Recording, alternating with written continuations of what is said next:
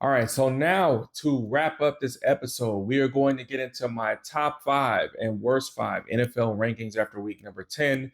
But because it is a special edition, every 5 weeks, I give you the full 32 rankings from top to bottom. So, same format for the top five and worst five, where I'm going to give you a breakdown of who's there, their record, and why I put them there. And then for teams slated 6 through 27, I'm just going to rattle off the names in what order I have them.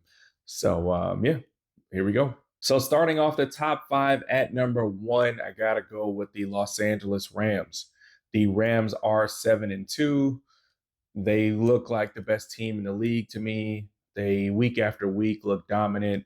Matt Stafford is still, to me, the leading candidate for MVP. Now, I will give credit that Jonathan Taylor is nip and tuck, but I think that the Rams just look like a more dominant team right now.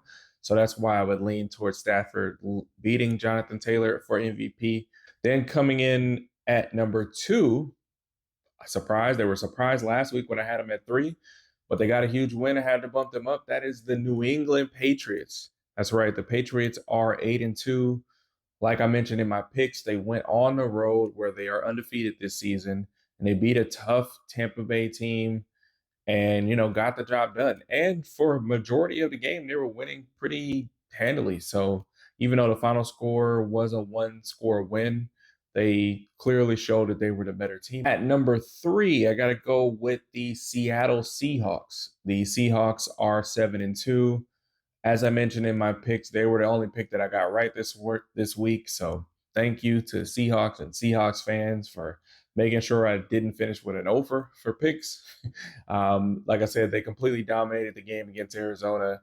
They definitely look like one of the most well-balanced teams. At number four, I'm going with the Detroit Lions. The Lions are 6-3.